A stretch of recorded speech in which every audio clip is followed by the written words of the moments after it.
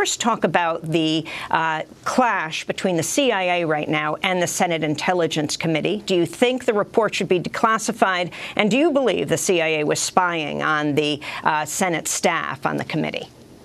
Well, it's good to be here.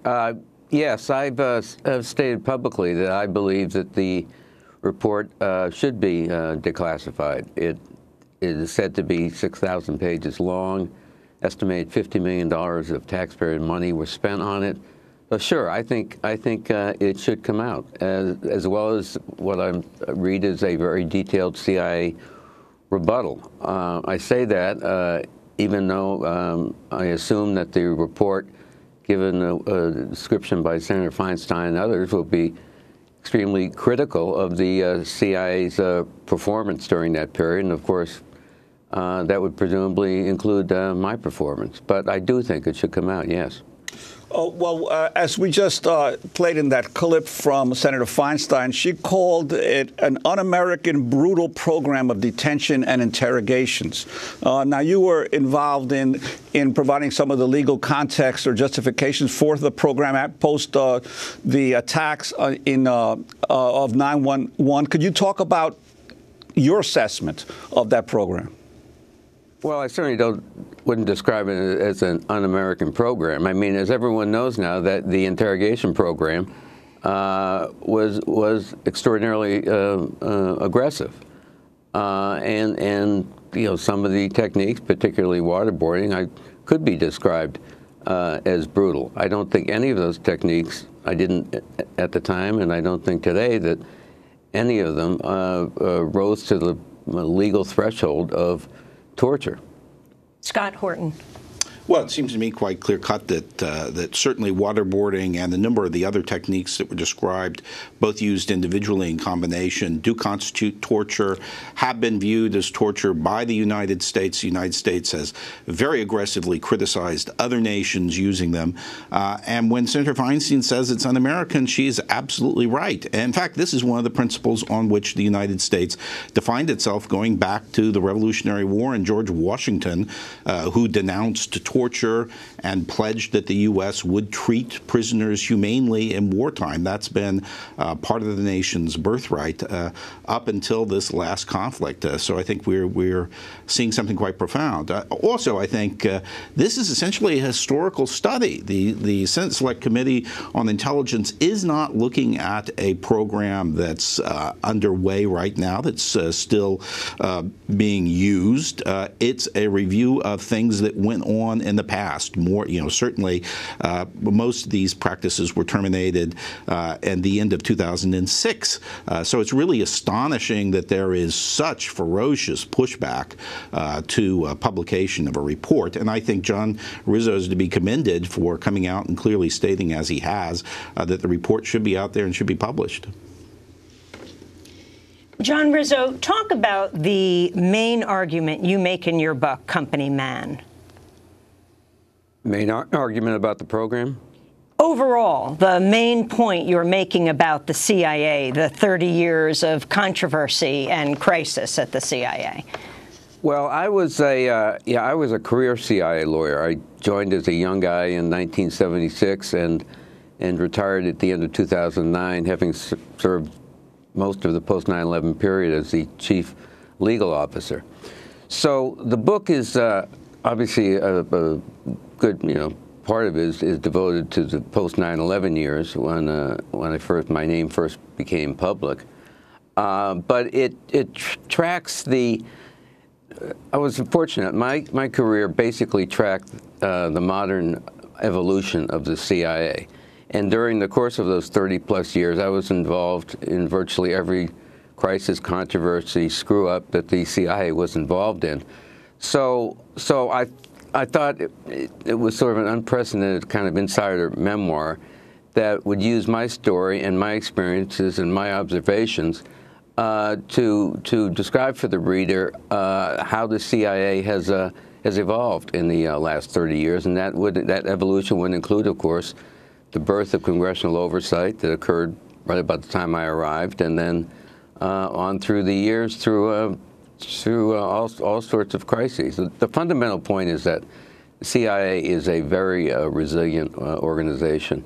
And also, it must be stated that the CIA manages to get itself into controversies every few years like clockwork. Well, John Rizzo, before the break, you were mentioning that there's a periodic crises that erupted with the CIA's activities. And you were early in your career, as you say in your book, involved in one of the great constitutional crises, the Iran-Contra. You talk about how former CIA Director William Casey asked you at one point to provide the most expansive finding you could to allow the U.S. government to continue to back the particular sides that the Reagan administration then was supporting in Central America, the Guatemalan government against its leftist rebels, the Nicaraguan Contras. Could you talk about that, the finding then, and in retrospect, because that turned out to be a huge battle between Congress and the administration and the CIA over foreign policy? Sure, Juan. Yeah, the Iran-Contra scandal occurred about 10 years into my career, and it was basically, looking back, the turning point of my career, because it was my first opportunity to have a front row seat and participate firsthand in a major confrontation and investigation between CIA and the Congress. And it, as you indicated, CIA Director at the time, William Casey, was a very forceful, very aggressive advocate, anti-communist advocate. And he directed me to, and I was not a senior attorney at the time, but he directed me, since I was the lawyer for the clandestine service, to draft authorizations for President Reagan to sign that were to my experience to date, very aggressive. It was as you indicated, the Central America, the Contra Crusades. It was the covert actions against the support to Mujahideen, against the Soviet occupation of Afghanistan. So it was rather breathtaking, and of course, the Iran-Contra scandal erupted because of CIA's pursuant to White House direction, Oliver North, William Casey and Oliver North concocted a scheme to basically trade U.S. arms for hostages the Iranian-backed Hezbollah was holding, and divert those proceeds unlawfully to the Nicaraguan Contras. So it was a huge uproar, and there was a special congressional committee created. And as I say, it was a template for a number of clashes between CIA and Congress over the years. I mean, honestly, this current contretemps, of course, I've been away 5 years now, so all I know, I don't have any inside information. But it really strikes me as something, as the kind of clash over congressional committee access to documents that I saw a number of times in my career, and frankly, I'm a bit flummoxed as to how it escalated, how this current thing has escalated the way it has. Scott Horton, you are familiar with the Iran-Contra scandal and the constitutional crisis that developed then. Could you talk about your perspective on it? Well, I think John used the word resilient right at the outset. And, that's clearly right. That's one of the things I think I found most remarkable in his book. We've been told that things like the Church Committee and the Iran-Contra probes clipped the wings of the CIA, left it weak and unwilling to go out and do its work. I never had the impression that that was true. And I think one of the things that emerges from John's book is, in fact, how little impact these things had on the agency and its operations, which continued to be very, very aggressive. And I think also the relationship with the White House was stressed there historically, comes through very, very clearly. And, that may in the end raise this fundamental question of how effective has congressional oversight ever been. Certainly even in periods when there was a sharp clash in approach and views on policy between congressional overseers and the CIA, it seems it's only very, very rarely that congressional oversight has been able to move or slow down the CIA in any way. And, that carries forward to the current controversy with this new report on torture and the way this has been slow-walked. I mean, really, it's an amazing amount of time it's taken to get it out. And we see the eruption of this final amazing controversy over documents which are claimed to have disappeared. But in any event, it's bizarre that there could be such a controversy, because the whole function of oversight involves having access to and reviewing these documents. So the suggestion that members of Congress, members of the Oversight Committee, could have done something wrong by reviewing documents which it is their responsibility to review is just bizarre. Well, let's talk about some concrete examples of the issues that are being looked at now. I want to ask about extraordinary rendition in the case of Khaled al-Masri, the German citizen who sued the CIA for illegally kidnapping him in Macedonia in 2003. After accusing him of being a member of al-Qaeda, the CIA flew him to a secret prison in Afghanistan and held him for 5 years. He was only released for 5 months. He was only released after the CIA realized they had detained the wrong man and left him alone on an abandoned road in Albania. While in CIA custody, al-Masri says he was repeatedly beaten, drugged, roughly interrogated by masked men, detained in squalid conditions, and denied access to an attorney or his family. This is Khaled al-Masri.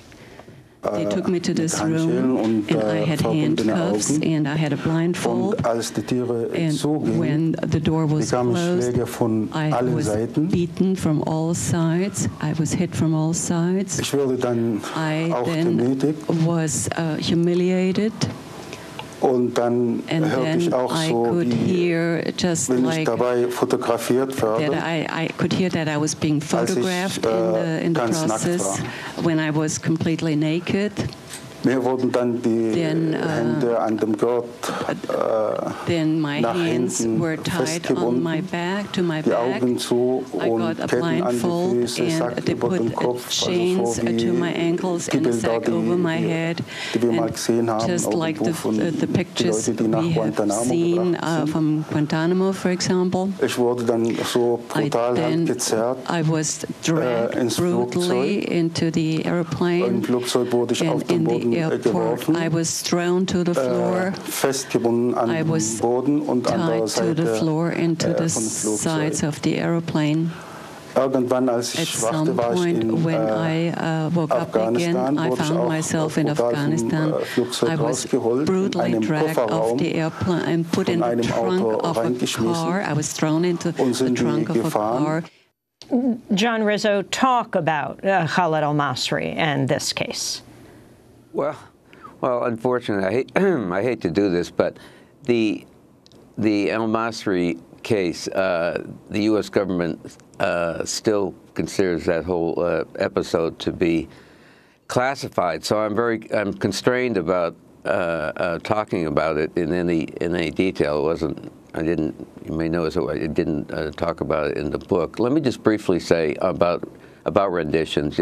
Yeah, CIA did conduct some renditions in the post-9/11 era. Some, not the. It's been alleged that there were dozens or even hundreds. But yes, CIA did conduct renditions.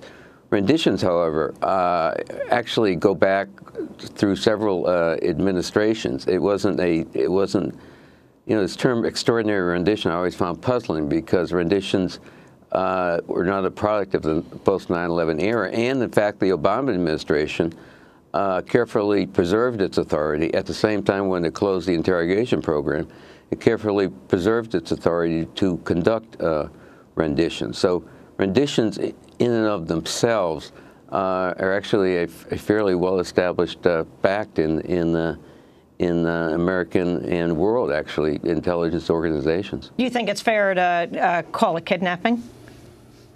Well, sure. Yeah. I mean, it's a euphemism. I mean, it's taking someone against their will.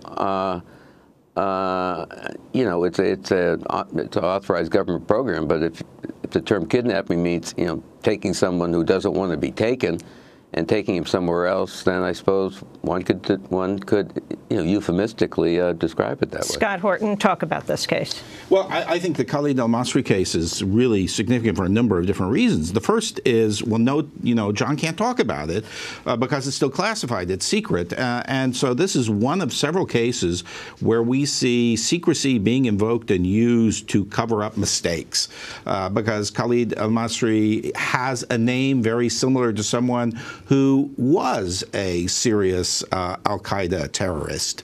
And he was mistaken for that individual. And he was picked up, brutalized, tortured, and imprisoned because of that mistake. That's something that in a democratic society, you know, we should be able to talk about and discuss, and we should be able to have government accountability and closure on these issues, but secrecy is used effectively to block that. The next major issue concerning al-Masri is the fact that this is a case that went to the highest court in Europe, the European Court of Human Rights in Strasbourg. They handed down a very important decision, landmark decision, what's now viewed as perhaps their most important single judgment dealing with the torture issue. And in that decision, they concluded that the procedures that were used, that you heard Mr. al-Masri himself describe in the outtake here, did constitute torture. And they also said that the government of Macedonia had failed in its legal responsibilities by not opening a criminal inquiry and prosecuting those who were involved. And those who were involved were, by and large, CIA agents. I mean, not just any CIA agents. It included, as the Associated Press subsequently disclosed, a very, very senior CIA functionary who directed the entire thing, who subsequently went on to be the head of the Global Jihad Unit, has been a briefer and the White House and so forth. The CIA insists we shouldn't use her name, although it's very, very well known. You know, I think a hugely significant event, hugely embarrassing, but it's something, frankly, it would behoove the United States and the CIA to just come clean about. And it's not just a mistake about the kidnapping. He lived to tell about what was done to him. That's exactly correct. And I mean, not only that, but he became the subject of a criminal investigation in Germany. I at one point went and interviewed some of the criminal investigators in Munich who had worked on his case, and they said, look, you know, he gave an account, and we were able to absolutely verify his account about what was done to him, including the use of psychotropic drugs and so forth, all of which has come out. They were able to make their conclusions by examining his body, by cutting his hair, dealing with hair samples and so forth. So we know from that some of the things that were done to him in his captivity, both in Macedonia and Afghanistan, and they raised very, very serious issues of violation of the law, even if he were a terrorist. But of course, he was just a simple German greengrocer, you know, and for him to have been subjected to this sort of abuse is horrible. So the White House just said they did it to the wrong man.